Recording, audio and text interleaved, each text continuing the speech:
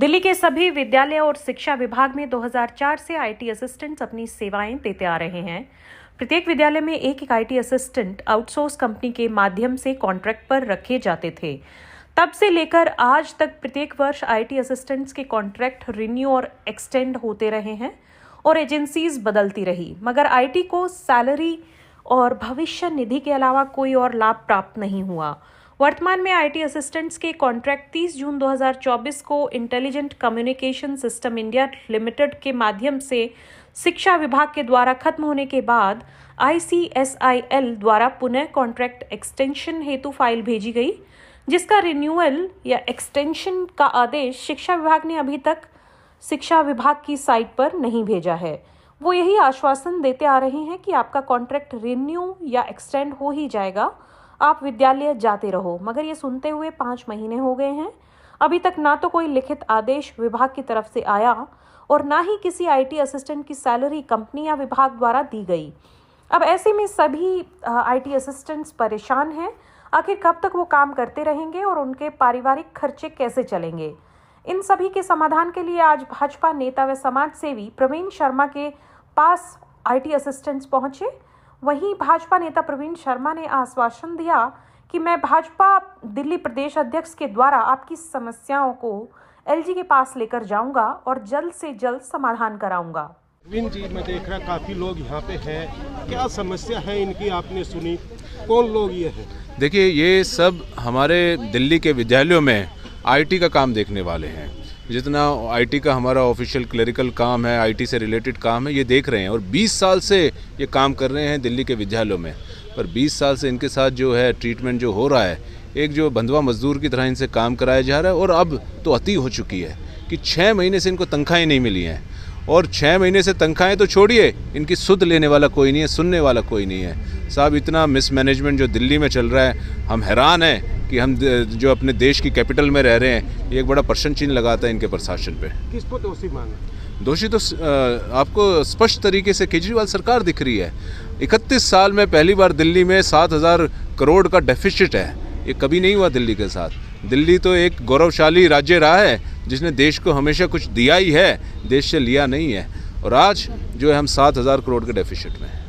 प्रवीण शर्मा जी, कैसे इनकी समस्या का हल करेंगे, क्योंकि आप एक समाज सेवी भी है और भारतीय जनता पार्टी से भी जुड़े हुए हैं? साहब, अब हमारा जो है आपस में जो हमने अभी बात करी, उससे हम सीधा रिप्रेजेंटेशन अपने प्रदेश अध्यक्ष, बीजेपी के प्रदेश अध्यक्ष सचदेवा जी के पास लेके जाएंगे और सचदेवा जी से गुहार लगाएंगे कि एलजी साहब के पास हमारे को टाइम मिले और एलजी साहब के पास हमारा रिप्रेजेंटेशन जाए।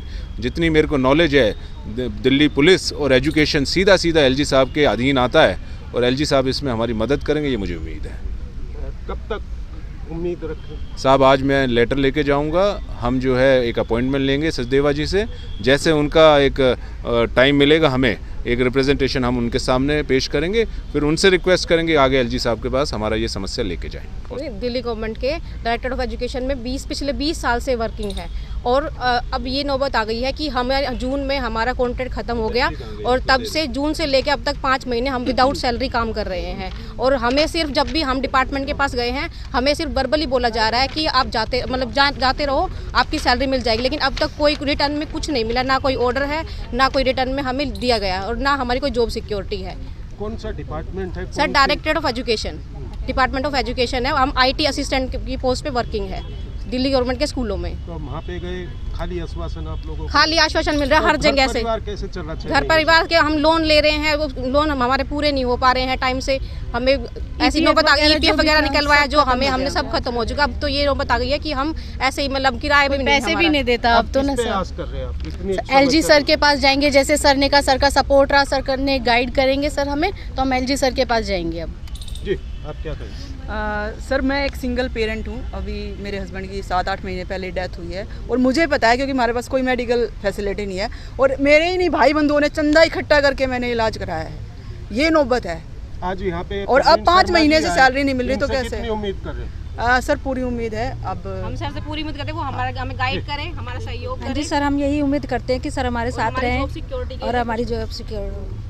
आप क्या कहें? सर, इस समय जो सबसे बड़ी क्रिटिकल स्टेज है हमारी, वो है हमारी सैलरी। हम सब विदाउट पे हो चुके हैं पिछले 5 महीने से। आज 6ठा मंथ स्टार्ट हो चुका है। तो दिल्ली जैसे शहर में इतना महंगा शहर कैसे हम सरवाइव करें।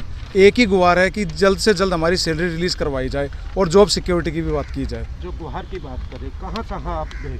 सर हम हर डिपार्टमेंट में गए, हर जगह गए जहाँ तक हमारे जाने की वो थी।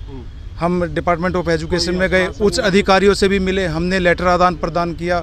उसके बावजूद भी हमें सिर्फ एक ही आश्वासन मिलता है कि अंडर प्रोसेस चल रहा है आपका काम। तो आज यहाँ पे परवीन शर्मा जी आए, जी सर। उम्मीद है कुछ? सर बिल्कुल उम्मीद है कि हम सर के साथ हैं, भाई साहब हमारा साथ देंगे और जल्द से जल्द हमारी सुनवाई हो और हमारी सैलरी जल्द से जल्द रिलीज़ हो, यही गुहार हम लगाते हैं। क्या कहेंगे, क्या समस्या आप लोग? हाँ जी, हम लोग 20 वर्षों से डायरेक्टरेट ऑफ एजुकेशन दिल्ली में कार्यरत हैं IT असिस्टेंट के पद पे, और आज हम इस नौबत में आ चुके हैं कि 5 महीने से हमें सैलरी नहीं मिल रही है। हमारे बच्चे एक एक दाने के लिए मुहताज हो गए हैं। इसलिए हम सरकार से ये गुहार लगा रहे हैं कि वो जल्द से जल्द हमारी समस्या को सुने और हमारी सैलरी रिलीज करे। क्या लग रहा है, 6 महीने से समस्या नहीं सुनी, अब सुनेगी सरकार? अब उम्मीद तो है। और यहाँ पे आज परवीन जी आए हुए हैं, उनको लेके आप क्या कहेंगे? क्या उम्मीद है हाँ कि जी, आपकी समस्या का हल करवाएंगे? हाँ जी, परवीन जी से पूरी उम्मीद है। सर हमें 20 साल नौकरी करते हुए हो गया, IT असिस्टेंट है गवर्नमेंट स्कूल में, और अभी तक हमें 5 महीने से 1 रुपया नहीं दिया गया। और जगह जगह हम जाके अपनी गुहार लगा चुके, अभी तक कोई सुनवाई नहीं हुई। अभी परवीन जी आए, हम इससे पूरे आश्वस्त है हमारी सैलरी का काम हो जाएगा।